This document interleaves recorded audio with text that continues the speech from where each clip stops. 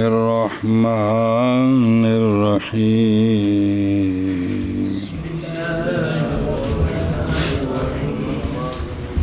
الباب الاول فی بیان ہے نا مولوی نے نا شرح لکھی اردو الفوظ الکبیر دیا ہے. بڑی محنت کی تھی اس چھاپا تو ہتھڑ ہے جو کو کمپیوٹر ہوئے تو بڑا اچھا ہے. بڑی کوشش کی تھی بھی نال نا ایتاں جمع کی تھی بطور مثالاں. بڑی محنت کی تھی. دل کرے تو لے لو تو بھائی میں یہ نہیں بھی میں ساری پڑھانی آپ مطالعہ کر لیں تھوڑا بھی علم تفسیر ذرا فائدہ ہو جائے گا چونکہ ایک ہی کتاب ہے تو جنہیں اندر مطالعہ زیادہ ہو جائے گا ہونا فائدہ ہو جائے گا.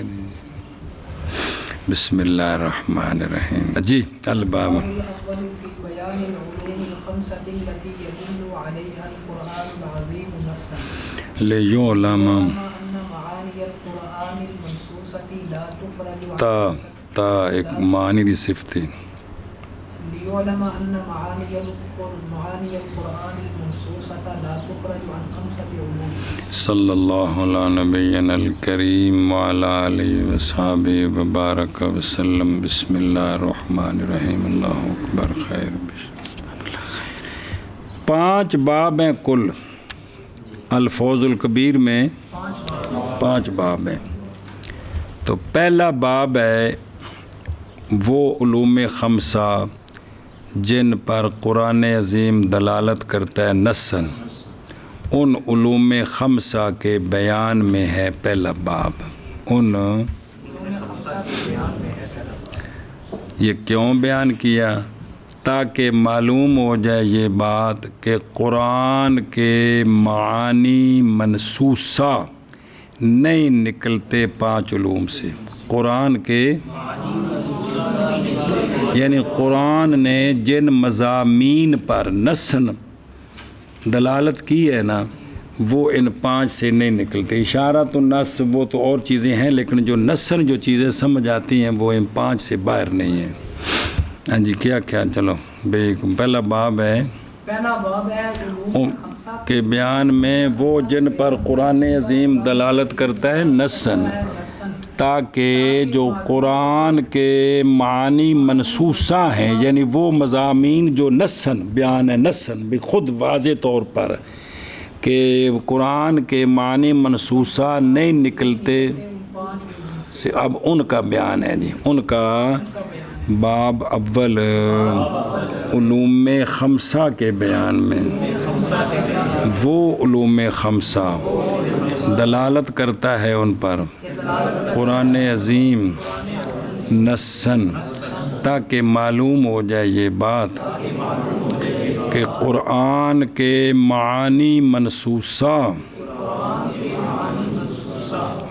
کو سمجھ نہیں آ رہے مونس سے معنی جمع ہے نہیں نکلتے 5 علوم سے. منع کرو کلا ان 5 علوم کے بیان میں کہ دلالت کرتا ہے ان پر قرآن عظیم نصاً تاکہ معلوم ہو جائے یہ بات کہ قرآن کے معانی منصوصہ نہیں نکلتے 5 علوم سے. پہلے اجمالاً 5 نے پھر اگے تفصیل ہونے کلے دی. جی علم الاحکام وهي الواجب والمندوب والمباح والمكروه والحرام سواء كانت من قسم العبادات او من قسم المعاملات او من قسم المنزل او من السياسة المدنية وتفصيل هذا العلم منوط بذمة الفقيه. وہ 5 علوم جن پر قرآن نے نصاً دلالت کی ہے ان میں سے ایک علم الاحکام ہے. ایک یعنی قرآن نے جو احکام بیان کیے ہیں کہ مکلفین تم یہ کرو اور یہ نہ کرو یہ قرآن سے اس بات کو سمجھنا اس کا نام ہے علم الاحکام. اس کا نام ہے کہ جتنی آیات الاحکام ہیں نا ان کا حاصل کرنا سمجھنا اس کا نام کیا ہے علم الاحکام. آگے شاہ جی نے وضاحت کی ہے کہ وہ واجب ہے اور فرض وہ واجب ہے مندوب بھی ہے، مباح بھی ہیں، مکروہ بھی ہیں، حرام بھی ہیں۔ پھر آگے عام ہے کہ یہ ساری چیزیں عبادات کی قسم سے ہوں، عبادتیں بھی یہ ہیں، یا معاملات کی قسم سے ہوں، یا او تلے لکھا جائے فن معاملات وہ علم ہے جس میں ترقی یافتہ تمدن یعنی شہری زندگی میں تبادلہ اشیاء، تعاون باہمی اور ذرائع معاش کو وجود میں لانے کی صورتوں سے بحث کی جاتی ہے کہ آپس میں یہ نظام کس طرح چلایا جائے، تو اس کو کہتے ہیں کیا؟ معاملات۔ یا من تدبیر المنزل سے ہوں، یا فن تدبیر منزل وہ علم ہے جو ترقی یافتہ تمدن میں خاندانی تعلقات کی نگہداشت سے بحث کرتا ہے، یعنی مسلمان کے لیے والدین، اولاد، بیوی، رشتہ داروں کے ساتھ کیسا سلوک کرنا چاہیے، یہ ہے کیا؟ یا وہ سیاست مدنیہ سے ہوں، یا وہ سیاست مدنیہ یعنی انتظام مملکت، یہ وہ فن ہے جس میں کسی ایک شہر یا ایک ملک کے لوگوں کے درمیان ربط و تعلق کو محفوظ رکھنے کے طریقوں سے بحث کی جاتی ہے کہ یہ شہر یا یہ ملک کس طرح ٹھیک رہے۔ تو قرآن نے یہ بھی طریقے بیان کیے ہیں، سنا جی۔ اور شاہ صاحب فرماتے ہیں کہ تفصیل اگر آپ نے ان کی پڑھنی ہو، تفصیل اس علم کی منوط او المعلق، معلق بذمت الفقیہ ہے، معلق فقہ کے اندر آپ کو یہ ساری تفصیل ملے گی جی، فقہ کے اندر یہ ساری ملے گی جی، کہ بندے پر فرض کون سی چیزیں ہیں، مندوب کون ہے، مباح، مکروہ، حرام، پھر عبادات، آگے نکاح، بیوع، سارے معاملات، یہ تدبیر منزل، یہ سب کچھ آئے گا جی فقہ کے اندر، یہ سارے ہیں۔ تو قدوری شریف کتنے باب پڑھ لیں جی، تھوڑے جو رہ گئے نا جی وہ سب۔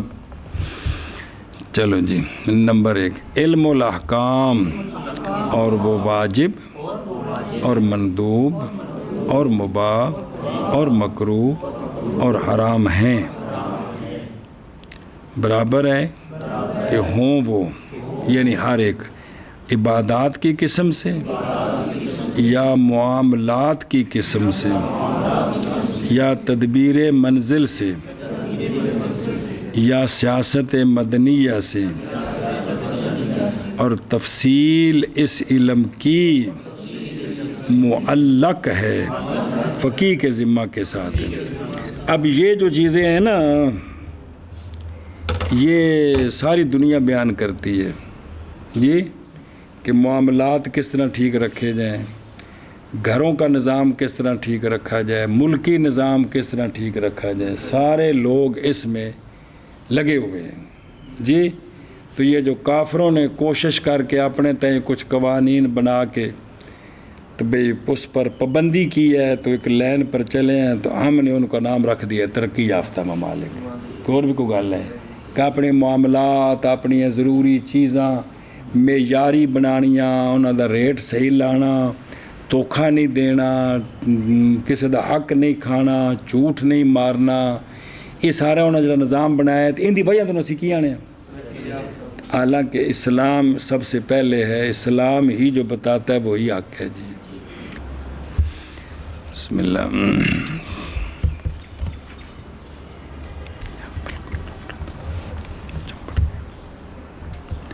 اچھا جی، منع کرو یعنی نمبر پہلا ہے علم الاحکام۔ یہ جو علوم خمس ہیں، علوم خمس ان میں سے پہلا کون ہے جی؟ اور وہ واجب اور مندوب اور مباح اور مکروہ اور حرام ہے، برابر ہے کہ وہ ہر ایک عبادات کی قسم سے یا معاملات کی قسم سے یا تدبیر منزل سے یا سیاست مدنیہ سے، اور تفصیل اس علم کی معلق ہے فقیہ کے ذمہ کے ساتھ، فقیہ کے ذمہ کے ساتھ جی۔ علم الجدل وهو المحاجة مع الفرق الأربع الضالة من اليهود والنصارى والمشركين والمنافقين وتبيان هذا العلم منوط بذمة المتكلم. دوسرا ہے علوم خمسہ میں سے جن کو قرآن نے نصاً بیان کیا ہے، اس کا نام ہے علم الجدل. کیا ہے علم الجدل؟ کیا ہے؟ وہ محاجت ہے 4 گمراہ فرقوں کے ساتھ. قرآن کریم نے جو 4 گمراہ فرقوں کی گرفت کی ہے، جو اور ان کی اصلاح کی ہے، اس کا نام ہے مثلا یہودی. ان کو کرتوتوں پر متنبع کرنا، ان کی بدعقیدگیوں پر متنبع کرنا. پڑھے نہیں قرآن پاک؟ نصارہ کو متنبع کرنا، مشرکوں کو کہ تم بت پرست ہو، برباد ہو رہے ہو. منافقین کہ تم اندر سے اور باہر سے اور کیوں اپنی بربادی نکال رہے ہو. یہ 4 باتیں بیان ہیں کہ کوئی نہیں؟ تفصیل سے پڑھی ہیں آپ نے، پڑھ رہے ہو، آگے آئیں گی. جی اس کا نام ہے کیا؟ علم الجدل، یعنی محاجت، حجت پکڑنی ان 4 گمراہ فرقوں کے ساتھ جو یہ ہیں. تو قرآن مجید کے اندر یہ بات بھی نصاً موجود ہے. ان 4 فرقوں کی نصاً مذمت کی گئی ہے اور ان کے لیے ان کو بتایا گیا کہ توبہ کا دروازہ کھلا ہوا ہے، ٹھیک ہو جاؤ. جی سمجھائیے. تو مشکل اس واسطے نہیں بھائی، نہ تو قرآن شریف پڑھ چکے تو غور نہ کی تھی ہو تو سمجھ آئے گی، ہر شے پہ جو لب دی جائے گی. جی چلو جی نمبر 2 علم الجدل، اور وہ محاجت کرنی یعنی دلیل پیش کرنی، دلیل کے ساتھ ان 4 گمراہ فرقوں کی اصلاح کرنی دلیل کے ساتھ. اور وہ محاجت ہے 4 گمراہ فرقوں کے ساتھ، یعنی یہود اور نصارہ اور مشرکین اور منافقین. اچھا جی، اس علم کا طبیان، اس کو کھول کر بیان کرنا، یہ معلق ہے متکلم کے ذمہ کے ساتھ. یہ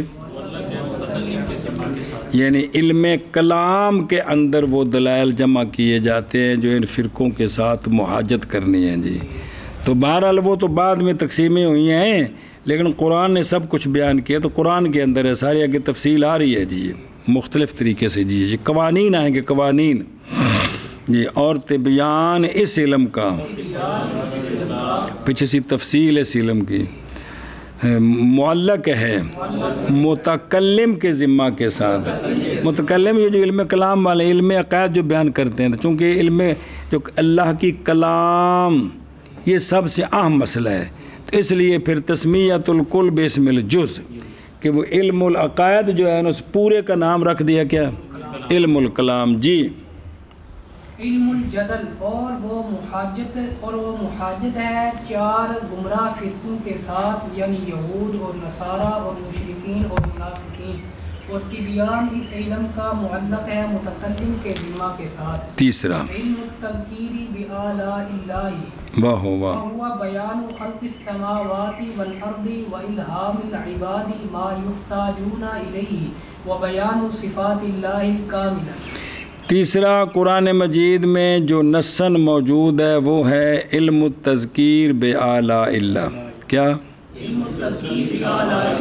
اللہ تعالیٰ کی نعمتوں کو یاد رکھنا، سمجھنا، یہ جو علم ہے اس کو کہتے ہیں علم التذکیر. اللہ تعالیٰ کی جو نعمتیں ہیں ان کو یاد رکھنا، ان کو سمجھنا. وہ کون سی ہیں؟ مثلا قرآن مجید میں آسمانوں کی خلقت کا بیان ہے کہ کوئی نہیں، کہ تواڈے واسطے بنائے. زمین کی خلقت کا بیان. پھر بندوں کو اللہ نے ان چیزوں کا الہام کیا کہ تم کپڑے کس طرح بناؤ، سلائی کس طرح کرو، جوتا کس طرح بناؤ، چمڑا کس طرح رنگنا. یہ سارے اللہ کی طرف سے. کہ آدم علیہ السلام کو وعلمہ، انہوں نے ہر شے سکھائی، انہوں نے اولاد نے سکھائی. تو پہلے سکھایا کنے؟ اللہ تعالیٰ نے. جی تو بندوں کا الہام کرنا ان چیزوں کا کہ بندے جن کی طرف محتاج ہیں ایک، اور اللہ تعالیٰ کی صفات کاملہ کا بیان، یہ سارا بیان اس کا نام ہے علم التذکیر بآلاء اللہ. اس سارے کا نام ہے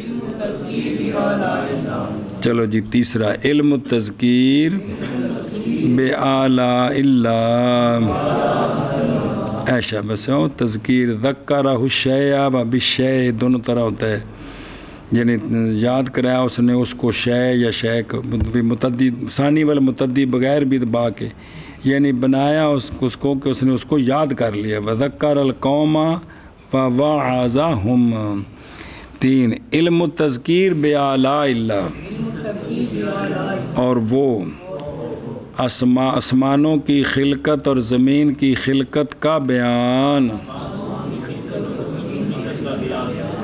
اور بندوں کو الہام کرنا اس شے کا جس کی طرف محتاج ہیں، اور اللہ تعالیٰ کی صفات کاملہ کا بیان.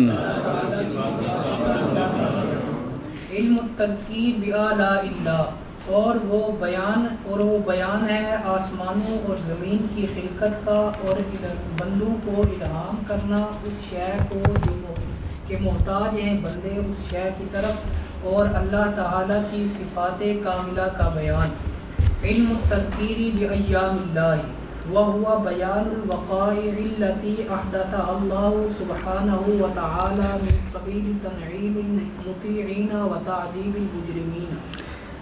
چوتھا ہے جس پر نصاً قرآن نے دلالت کی ہے، وہ ہے اس کا نام ہے علم التذکیر بایام اللہ.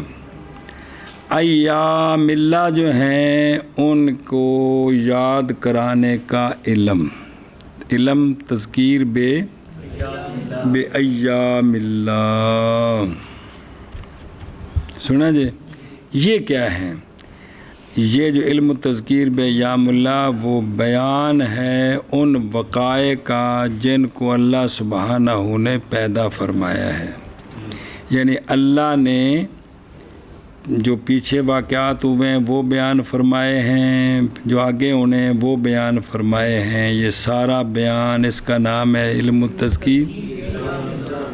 یعنی مطیعین کو نعمتیں دیں گے، مجرمین کو اللہ نے عذاب دیا. یہ جو سابقہ قوموں کے جرم یا ان کی نیکیاں، پھر مسلمان، پھر آگے قیامت، سارا یہ جو حالات ہیں اس کا نام علم التذکیر بایام اللہ. تو قرآن نے نصاً اس کو بیان کی ہے علم التذکیر بایام اللہ. او کا قصص الانبیاء و اقوامہم و ایام العرب، اور وہ بیان ہے وقائع کا، وہ وقائع کہ پیدا کیا ان وقائع کو اللہ سبحانہ و تعالی نے، یعنی مطیعین کی تنعیم کے قبیلے سے میں ان کو نعمتوں سے نوازنا، اور مجرمین کی تعذیب کے قبیلے سے. علم التذکیر بایام اللہ، اور وہ بیان ہے وقائع کا، وہ وقائع کے پیدا کیا ان کو اللہ سبحانہ و تعالی نے، یعنی مطیعین کی تنعیم کے قبیلے سے اور مجرمین کی تعذیب کے قبیلے. جی علم التذکیر بالموت وما بعدہ من الحشر والنشر والحساب والمیزان والجنت والنار. 5واں ہے علم التذکیر بالموت وما بعدہ، کہ اللہ تعالیٰ نے موت بھی یاد دلائی ہے ہمیں، اور موت کے بعد کیا ہوگا وہ بھی سب کچھ اللہ نے قرآن میں یہ نصاً موجود ہے. نصاً اس کی تفصیل یعنی حشر، نشر، حساب، میزان، جنت، نار، سب قرآن نے بیان کی ہے. جی کیا جی 5واں یہ ہے. 5واں علم ہے علم التذکیر بالموت وما بعدہ، وہ یہ چیزیں ہیں، یہ چیزیں بھی قرآن میں نصاً موجود ہیں. چلو جی علم التذکیر بالموت وما بعد الموت، اور وہ کام جو موت کے بعد ہیں، یعنی حشر اور نشر اور حساب اور میزان اور جنت اور نار. جی بالموت وما بعده یعنی حشر اور نشر اور حساب اور میزان اور جنت اور نار وتفصیل هذه العلوم الثلاثة وذكر الأحاديث والآثار المتعلقة بها يرجع إلى الواعظ والمذكر. چلو علم الاحکام تو معلق بذمت الفقی ہو گیا، تو علم الجدل معلق بذمت یہ جو تین ہے، علم التذکیر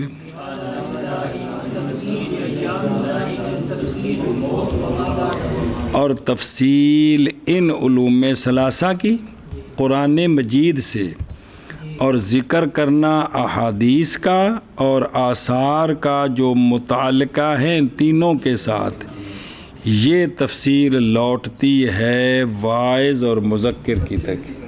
کس کی طرف؟ تو مرشد وہ ہوتا ہے جو یہ کام کرے. جب آپ ہی کچھ نہ ہوتا ہوئے تو دوسروں کی سمجھانا ہے جی. واعظ اور مذکر وہ ہوتا ہے جو علم التذکیر بھی آئے، علم التذکیر بھی ایام اللہ، علم التذکیر بالموت و ما بعدہ کرے تو لوگ اندر سے تیار ہو جائیں، پھر ان کو علم الاحکام جو ہیں وہ سمجھائے جائیں کہ آجو ہن آنکھیں لگیے، جنت انتظار کر رہی ہے جی. جی تو ساڈا سارا کام جڑا نا چڑھ گیا ہے بھی کتاب پڑھ دیا بھی منہ تے وٹ پیندے رہندے نے بھی استاد جی یہ کیسے ہے. جڑی سنیاں سنائیاں ایڈیاں پک گئیاں نے کہ وچ پڑھیے تے منن لگیا چاکا جا ہوندے ہیں جی. یہ مقررین دا بھلا ہوئے جنہیں یہ بیڑا غرق سارا کر دیتا ہے، بغیر کسی گل تو سارے مسائل بنا دیتے ہیں. اور تب چلو جی علم تذکیر بالموت وما بعدہ یعنی حشر اور نشر اور حساب اور میزان اور جنت اور نار، اور تفصیل ان علوم ثلاثہ کی قرآن مجید سے اور ذکر احادیث کا اور آثار کا جو متعلقہ ہیں ان تین کے ساتھ. تو یہ تفصیل اور یہ ذکر الحدیث والآثار لوٹتے ہیں واعظ اور مذکر کی طرف جو تذکیر کرنے والا ہے. جی بسم اللہ الرحمن الرحیم. تفصیل ان علوم ثلاثہ کی اور ذکر احادیث اور آثار کا جو متعلقہ ہے ان تین کے ساتھ لوٹتے ہیں واعظ اور مذکر کی طرف. جی اسلوب القرآن الکریم کی عبد بزرگوں، عالم وہ ہے جو دین بیان کرے، جو دین ہے قرآن حدیث اور فقہ. جی اسلوب القرآن الکریم فی عرض العلوم الخمسہ. اچھا جی، قرآن کریم کا اسلوب طریقہ علوم خمسہ کے پیش کرنے میں وہ کیا ہے وہ ذرا سمجھنا ہے. جی وإنما وقع بيان هذه العلوم على أسلوب العرب الأولين لا على منهاج العلماء المتأخرين، فلم يلتزم سبحانه وتعالى في آيات الأحكام اختصارا يختاره أهل المتون، ولا تنقيح القواعد من قيود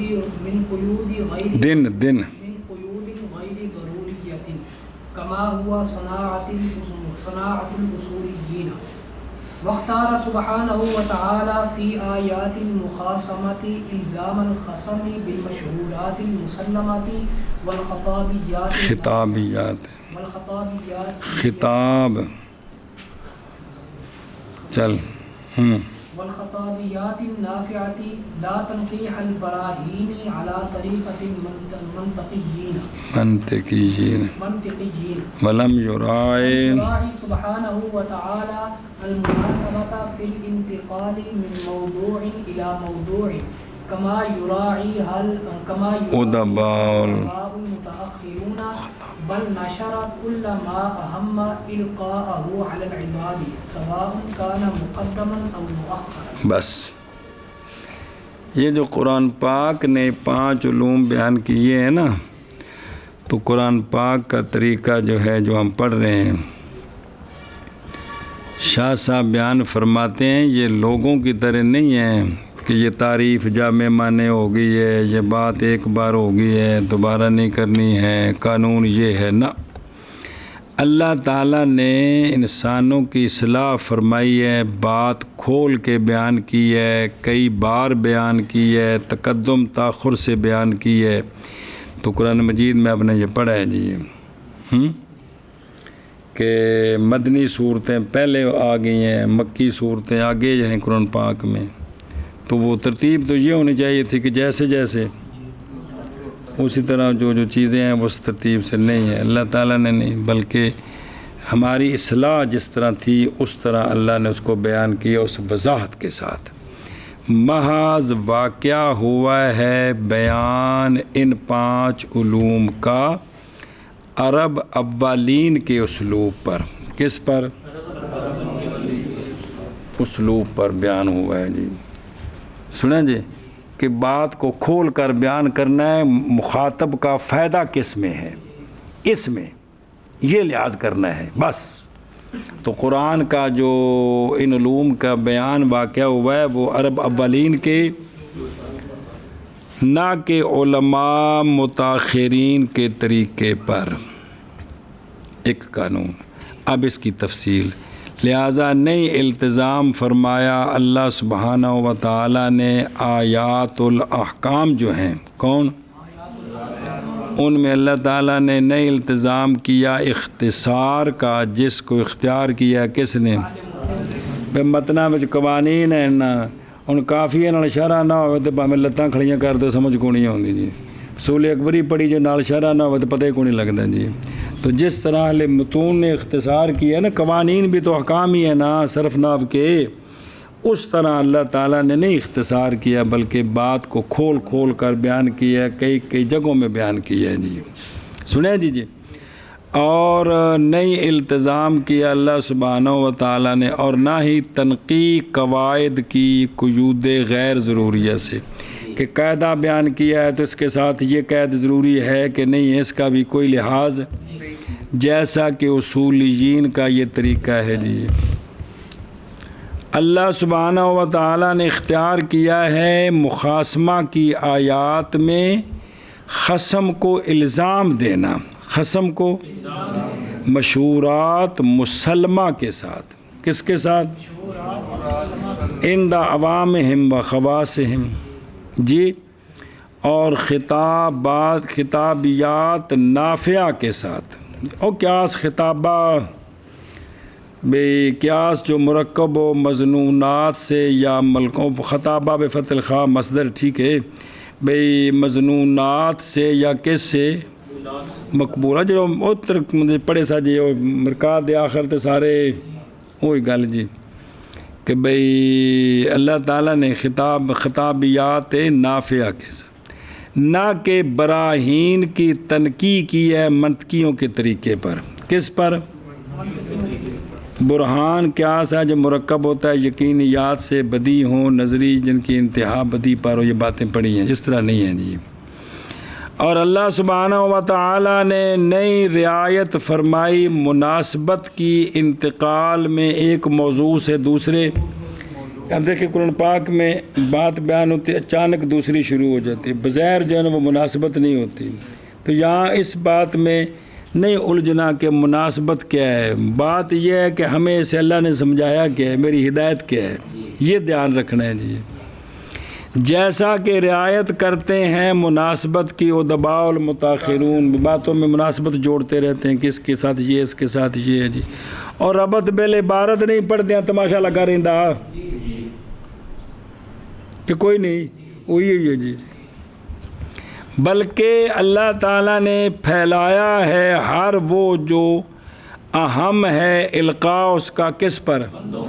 اس کو اللہ نے پھیلایا، بیان کیا، برابر ہے کہ وہ مقدم ہو یا اے اسلوب قرآن۔ قرآن پاک پڑھتے ہوئے اب غور کریں نا، اب مزید یہ چیزیں کہ قرآن کا اسلوب یہ ہے کہ بندوں کی رہنمائی کس طرح ہو اور دشمنوں کی اصلاح کس طرح ہو، یہ اس کا لحاظ ہے، اس کا نہ تو متنوں کی طرح کس کس کے جملے، نہ ہی قواعد کے اندر قیود غیر ضروریہ نہیں ہونی چاہیے جی.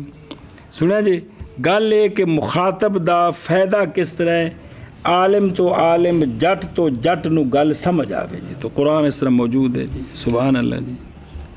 جی اسلوب قرآن کریم علوم خمسہ کے پیش کرنے میں وہ کیا ہے، اور محض واقعہ ہے بیان ان علوم کا عرب اولین کے اسلوب پر، نہ کہ علماء متاخرین کے طریقے پر. پس نہیں التزام فرمایا اللہ سبحانہ و تعالی نے آیات الاحکام میں، کس کا الزام فرمایا، اختصار کا، کہ اختیار کیا اس اختصار کو اہل متون نے. میں لفظ بولتا ہوں کٹ کٹ کے لکھے جی، ان گنڈا کھولو دیا جی. اور نہ ہی قواعد کی تنقیح قیود غیر ضروریہ سے، جیسا کہ وہ طریقہ ہے اصولیین کا. اصولیین صرف نہ وغیرہ جنہیں علوم بیان نے سارے. اور اختیار فرمایا اللہ سبحانہ و تعالی نے آیات المخاصمہ میں خصم کو الزام دینا مشہورات مسلمہ کے ساتھ اور خطابیات نافعہ کے ساتھ. کس کے ساتھ؟ نہ کہ براہین کی تنقیح منطقیین کے طریقے پر بسغر کبرے جڑتے رہنا. اور نئی رعایت فرمائی اللہ سبحانہ و تعالی نے مناسبت کی انتقال کرنے میں ایک موضوع سے دوسرے موضوع کی طرف، جیسا کہ رعایت کرتے ہیں مناسبت کی ادباء المتاخرون. بلکہ قرآن کا طریقہ، بلکہ پھیلایا قرآن نے، پھیلایا اللہ تعالیٰ نے ہر وہ جو کہ اہم ہے القاء اس کا بندوں پر، جس دا القاء اہم ہے نا انہوں اللہ نے کھول کے بیان کیتا ہے، برابر ہے مقدم ہو یا مؤخر ہو. جی قرآن کریم کا اسلوب علوم خمسہ کے پیش کرنے میں اور محض واقع ہے بیان ان علوم کا عرب اولین کے اسلوب پر، نہ کہ علماء متاخرین کے طریقے پر. پس نہیں التزام فرمایا اللہ سبحانہ و تعالی نے احکام آیات الاحکام میں اختصار کا، کہ اختیار کیا اس اختصار کو اہل متون نے، اور نہ تنقیح القواعد کا قیود غیر ضروریہ سے، جیسا کہ وہ طریقہ ہے اصولیین کا. اور اختیار فرمایا اللہ سبحانہ و تعالی نے آیات المخاصمہ میں قسم کے الزام کا مشہورات مسلمہ کے ساتھ اور خطابیات نافعہ کے ساتھ، نہ کہ تنقیح براہین کی تنقیح کا منطقیین کے طریقے پر. اور نہیں رعایت فرمائی اللہ سبحانہ و تعالی نے مناسبت کی انتقال میں ایک موضوع سے دوسرے موضوع کی طرف، جیسا کہ رعایت کی ان مناسبت کی ادباء متاخرون نے، بلکہ پھیلا دیا اللہ تعالیٰ نے ہر وہ جو اہم ہے القاء اس کا بندوں پر، برابر ہے کہ مقدم ہو یا مؤخر. اگے جی اگلا مسئلہ بڑا اہم دھیان کرو وہ. لا يحتاج كل آية إلى سبب النزول وقد ربط عامة المفسرين كل آية من آيات الجدل والأحكام بقصة ويظنون أن تلك القصة هي سبب نزولها والحق. صبر نہیں محتاج ہر آیت سبب نزول کی طرف. ہر آیت کو سمجھنا وہ سبب نزول کا محتاج نہیں ہے. اور جو پڑھے ہیں اعتبار عموم الفاظ کہنا کہ خصوص نزول کا. بابا جی فرماتے ہیں شاہ جی تحقیق مرتبط کیا ہے، جوڑا ہے اکثر مفسرین نے ہر آیت کو آیات الجدل والاحکام، جتنی آیات الجدل ہیں نا اور آیات ان کو جوڑا ہے قصے کے ساتھ، ایک قصے کے ساتھ جوڑا ہے، اور ظن کرتے ہیں اکثر مفسرین کہ وہ قصہ سبب ہے اس آیت کے نزول کا، وہ یہ ظن کرتے ہیں، لہذا بھی ہے جی کیا کیا جی سمجھے ہی ہوں اگے پڑھ۔ والحق ان القصد الاصلی من نزول القرآن هو تهذيب النفوس البشریة ودمغ العقائد الباطلة ونفی الاعمال الفاسدة۔ بس حق یہ ہے کہ مقصد اصلی قرآن کے نزول سے نفوس بشریہ کی تہذیب ہے، اے مہذب ہو جانا نفوس بشریہ، اور عقائد باطلہ کا کلا کما ہو جائے، عقائد اور اعمال فاسدہ کی نفی ہو جائے۔ اصل نزول قرآن کا مقصد یہ ہے، سمجھا جی، نفوس بشریہ کی عقائد باطلہ کا دمغ کلا کما ہو جائے، نفی ہو جائے۔ نزول قرآن کا اصلی مقصد یہ ہے، تڑ بھی دبا کے چاہ رہی ہے اس واسطے سنیں اندمان کر لا، پھر آگے چلتے ہیں۔ نہیں محتاج ہر آیت سبب نزول کی طرف اور تحقیق جوڑا ہے اکثر مفسرین نے، اور ربط دینا ہر آیت کو آیات الجدل والاحکام سے ایک قصہ کے ساتھ، اور ظن کرتے ہیں اس بات کا کہ یہی قصہ سبب ہے آیت کے نزول کا، اور حق یہ ہے کہ قصد اصلی مقصد اصلی قرآن کے نزول سے وہ نفوس بشریہ کی تہذیب اور عقائد باطلہ کا کلا کما اور اعمال فاسدہ کی نفی ہے جی۔ محتاج ہر آیت سبب نزول کی طرف اور تحقیق جوڑا ہے اکثر مفسرین نے ہر آیت کو آیات الجدل اور آیات الاحکام سے ایک قصہ کے ساتھ، اور ظن کرتے ہیں یہ قصہ سبب ہے اس آیت کے نزول کا، اور حق یہ ہے کہ قصد اصلی قرآن کے نزول سے وہ نفوس بشریہ کی تہذیب اور عقائد باطلہ کا کلا کما کرنا اور اعمال فاسدہ کی نفی کرنا۔ فوجود العقائد الباطلہ فی خواطر المکلفین سبب لنزول آیات الجدل۔ شاہ جی فرماتے ہیں خلاصہ یہ ہے مکلفین کے دلوں میں عقائد باطلہ کا پایا جانا یہ ہے آیات جدل کے نزول کا سبب، کوئی خاص شخص نہیں مراد، لوگ بے مکلفین اور انسان عاقل بالغ، ان کے اندر چونکہ عقائد باطلہ موجود ہیں تو ان کے اندر اس گند کا موجود ہونا یہ سبب نزول ہے آیات الجدل کا۔ او پاویں ابو جہل ہوئے تو پاویں اج دا کافر ہوئے، ادوں دا منافق ہوئے یا ادوں دا یہودی ہوئے یا ادوں دا نصرانی ہوئے یا، اے مطلب ہے اصل جو عقائد باطلہ کا پایا جانا یہ سبب نزول ہے کن کا؟ آیات الجدل کا، سمجھے ہی؟ پس عقائد باطلہ کا پایا جانا مکلفین کے خواطر میں اور دلوں میں مکلفین عاقل بالغ، یہ جو وجود العقائد باطلہ ہے سبب ہے آیات الجدل کے نزول کا، پاویں وہ کوئی ہوئے جی۔ پھر کہ باطلہ وچوں اس زمانے دے بعد والے اج دے اگاں تو بعد والے سارے وچ گند پایا جانا اے سبب آیات الجدل دے نزول دا، بھی لوکاں نوں اس گندے عقیدے کولوں کڈیا جائے جی۔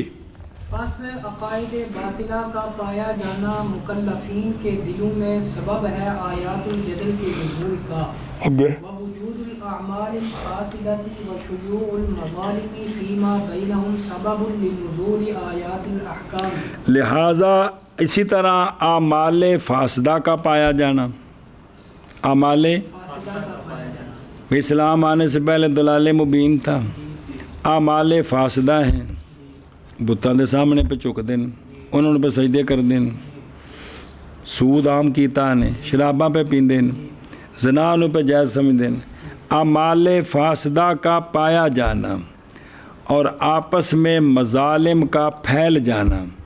بے اگر غریب نے امیران دا کو بندہ مارا ہے تو امیر انہیں غریبان دے 10-12 مار دے نے تاں جا غصہ ٹھنڈا ہوں ہے، ایک کرتوت اور بھی موجود ہے۔ تو مظالم کا فیما بینہم شیوع، اے وجود الاعمال تے شیوع المظالم، یہ آیات الاحکام کے نزول کا سبب ہے۔ پاویں اس زمانے چوے، دوسری صدی چوے، 14ویں صدی چوے، 20ویں صدی چوے، سمجھ گئے؟ اصل شان نزول یہ ہے کیا؟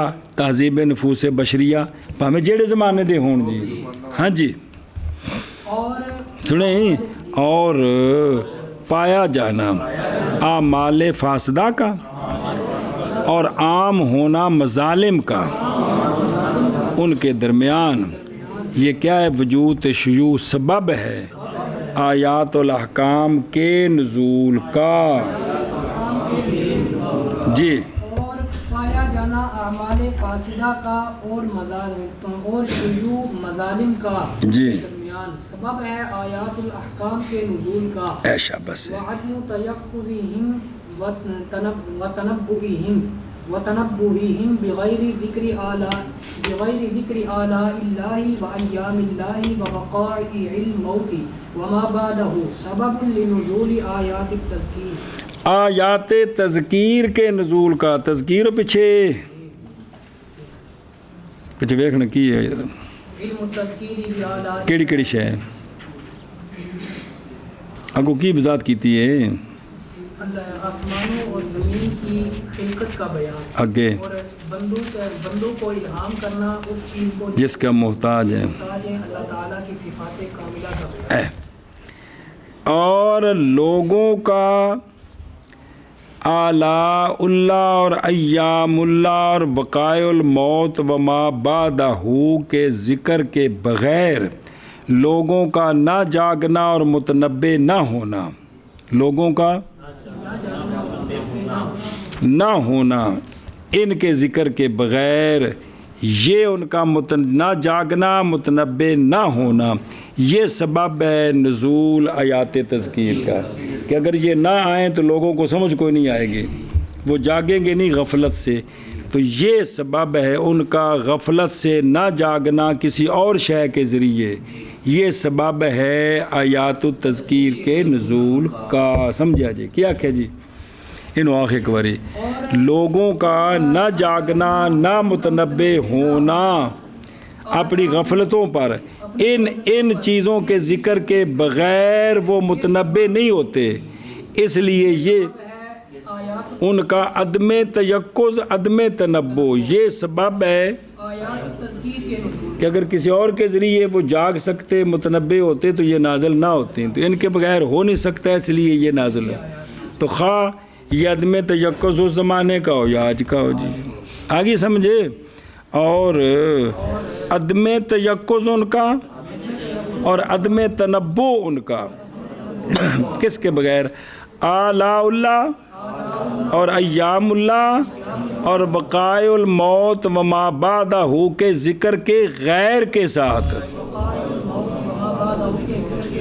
بے اے ذکر نہ ہون تے کوئی ہور شے ہوے جس نال جاگ پین، اے چونکہ نہیں سی تو ان کا یہ عدم تیقظ ان کے غیر کے ساتھ، بے ان کے علاوہ وہ جاگ نہیں سکتے، تو یہ سبب ہے آیات تذکیر کے نزول کا۔ جی اور عدم تیقظ لوگوں کا اور عدم تنبع لوگوں کا، آلاء اللہ اور ایام اللہ اور وقائع الموت وما بعدہ کے ذکر کے غیر کے ساتھ سبب ہے، یہ عدم تیقظ سبب ہے آیات التذکیر کے نزول کا۔ آگے جی سمجھیں، اے وجہ ہے کہ قرآن پاک میں بھئی شان نزول 10 بیان کر دیو تو اتھے بندہ کھب جائے، تو جیڑا اصل مقصد ہے بھئی قرآن مینوں گیا تو گل ہی پیچھے رہ گئی جی جی بھئی جس لئے شان نزول پڑھی تے نا توجہ ہوتے چلی جاتی تو بندہ انہوں گالاں کٹن پڑا کوئی گھٹ قسم دا بندہ سی پاویں آپ اس تو میں زیادہ گھٹ ہو گئے یہ توجہ ہی ختم ہو گئی جی شان نزول نال وقت گزر گیا مقرر نے بھی انہوں نے مذمت کی تھی کفار بھی مخاطبین بھی انہوں نے غصے چڑھ گئے تھے اپنا سارا کام یہ نیرے رہ گئے تھے اے مسئلہ بن دے جی وَأَمَّا الْأَسْبَابُ الْخَاصَّةُ وَالْقِصَصُ الْجُزْئِيَّةُ الَّتِي تَجَشَّمَ الْمُفَسِّرُونَ بَيَانَهَا فَلَيْسَ لَهَا مَدْخَلٌ فِي ذَلِكَ يُعْتَدُّ بِهِ إِلَّا فِي بَعْضِ الْآيَاتِ الْكَرِيمَةِ حَيْثُ وَقَعَتِ الْإِشَارَةُ إِلَى حَادِثَةٍ مِنَ الْحَوَادِثِ الَّتِي وَقَعَتْ فِي عَهْدِ النَّبِيِّ صلی اللہ علیہ وسلم وقبله ولا يزول ما يعرض للسامع من الترقب والانتظار عند سماع ذلك التعريض إلا ببسط القصة فلازم أن نشرح هذه العلوم بوجه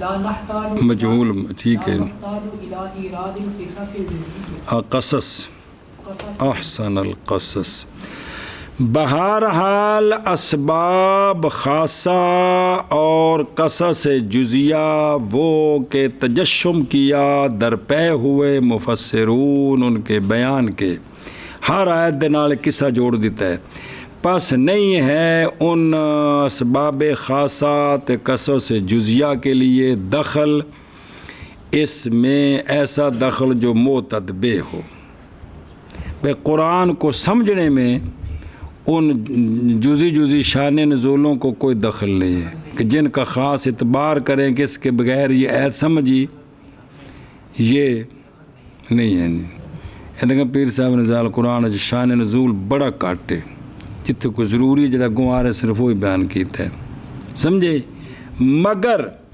بعض آیات کریمہ میں جب کہ واقعہ ہے اشارہ ان میں ایک حادثہ کی طرف حوادث سے وہ جو واقع ہوئے ہیں نبی پاک صلی اللہ علیہ وسلم کے زمانے میں یا آپ سے پہلے جو خاص اشارہ ہو تو اس اشارے کے وہ واقعہ جب تک نہ سمجھ آئے تو پھر وہ مقام سمجھ نہیں آتا تو وہاں وہ چیز بیان کی جاتی ہے جی سنیں جی اور نہیں زائل ہوتی وہ چیز جو عارض ہوتی ہے سامع کو ترقب اور انتظار سے اس اشارے کے سماع کے وقت مگر اس قصے کے بسط کے ساتھ تو وہ چند مقامات ہیں جہاں وہ ذکر ہے ان کا سنیں نا جی الم تر کیفا اب اصحاب الفیل کون تھے تو اب ان کا وہ قصہ بیان کرنا پڑے گا جی سنا جی اسی طرح جو خاص قصے آتے ہیں نا تو وہ بیان کرنے ہوں گے یا مثلا یہ ویز غداؤتا من اہلے کا جب آپ نکلے صبح اپنے اہل سے آپ ان کی صفیں سیدھی کر رہے تھے یہ بدر کا ذکر ہے احد کا ذکر ہے تو پھر وہاں وہ واقعے سنانے پڑتے ہیں تاکہ وہ ساری آیات کھل کر سمجھ آ جائیں جی اوتھے وہ واقعہ نال ہوندا ہے جی سمجھ رہے ہو جی اے شاباش ہے جی جس طرح انبیاء ان کو خاص واقعے ہیں تو وہ بیان کرنے پڑتے ہیں اس کے علاوہ جو آیات ہیں ان میں ضروری نہیں ہے کہ ہر آیت کا شان نزول ہی پہلے بیان کریں تب آیت سمجھ آئے گی جی سمجھ گئے ہو اے شاباش شاہ سے فرماتے ہیں پس لازم ہے یہ کہ ہم شروع ہوں اب ان علوم میں 5 علوم میں الفصل الاول فی علم الجدل ایسی وجہ کے ساتھ کہ نہ محتاج ہوں ہم قصص جزیہ کے لانے کی طرف اور تھلے موشی کہہ رہے ہیں کہ شاہ صاحب نے نا 5 علم دسے نے جس طرح پیچھے 5 بیان کیتے نا ترتیب اس طرح نہیں اگے پیچھے ہو گیا لف نشر غیر مرتب ہے تو کوئی عرض نہیں بابے نے جس نو اہم سمجھا انہوں پہلو بیان کر دیتا ہے جی اے گل جی اور بہرحال اسباب خاصہ اور قصص جزیہ وہ کہ درپے ہوئے ہیں مفسرون ان کے بیان میں پس نہیں ان کے لیے دخل اس میں کس میں قرآن کے سمجھنے میں ایسا دخل جو معتدبے ہو جس کے بغیر سمجھ نہیں آ سکتی کوئی ضروری نہیں ہے مگر جس لئے پڑھتے ہو تسی ترجمہ پہلا تو کوئی خاص ہی جگہ ہے نا جتنے کوئی خاص ذکر ہے وگرنہ باقی سارا وہ تو پھر مراد آبادی صاحب نال شان نزول بیان کرتے ہیں کہ یہ آیت فلاں کافر کے بارے میں نازل ہوئی، فلاں کے بارے میں جی، وہ نام ہی کدے پتہ لگے تھے. مثلا احاسب الناس ان یترکوا، یہ تو جی ہن پہ نازل ہوندی ہے جی. اتنے ضروری نہیں بھی جی یہ پہلی باری کیڑا کافر سی جنہیں گمان کیتا سی تے پھر انج ہویا سی 15 منٹ وہ بیان کرنے تے لاؤ. نہیں سمجھ آ رہی؟ ان دی بجائے تسی 15 منٹ اتنے لاؤ کہ سانو قرآن کی کہہ رہے ہیں. نہیں سمجھ آ رہی؟ شان نزول جل کھباں گے تو 10-15 منٹ اتنے لگ گئے جی دماغ ادھر چلا گیا. ایتھے لے آؤ دماغ نو، یہ سمجھو بھی قرآن پاک آئے او میرے او یارو. مگر اللہ سے استثناء کی ہے، مگر بعض آیات کریمہ میں ہے سو جب کہ واقعہ ہے اشارہ ان میں ایک حادثہ کی طرف، ان حوادث سے جو واقع ہوئے ہیں نبی پاک صلی اللہ علیہ وسلم کے زمانہ میں یا آپ سے پہلے، اور نہیں زائل ہوتی وہ شے جو پیش آتی ہے سامع کو. مادہ بیان ترقب اور انتظار، عطف تفسیری جے اس اشارے کے سمجھنے سماع کے وقت بھی وہ سنیا ہے نا، تو جب تک انہوں گل نہ پتہ لگے اس وقت تک کہ گل پوری کھل دی نہیں جی. مگر قصہ کے بست کے ساتھ، ہاں اوتھے ضروری ہو قصہ بیان کرنا جتنے اس تو بغیر سمجھ نہیں آ سکتے. باقی ہر جگہ قصے جوڑنے ضروری، پس لازم ہے یہ کہ شرح کریں ہم ان علوم کی ایسی وجہ کے ساتھ کہ نہ محتاج ہوں قصص جزیہ کے لانے کی طرف. جی بہرحال اسباب خاصہ اور قصص جزئیہ وہ کے درپے ہوئے مفسرین ان کے بیان میں بس نہیں ہے ان کے لیے اے تفسیر نعیمی بابا جی بڑی محنت کی تھی، لیکن 8-10 میں شان نزول کٹھے کر دیں. یہ شان نزول یہ وہ سنا دیا جڑا نا جی اتنا ٹائم ہوں کہ حضرت آپ کا ٹائم ختم ہو گیا تو وقت لگ گیا. بلے بلے بلے مولانا صاحب کو بڑا علم ہے، 10 شان نزول سنا دیتے ہیں.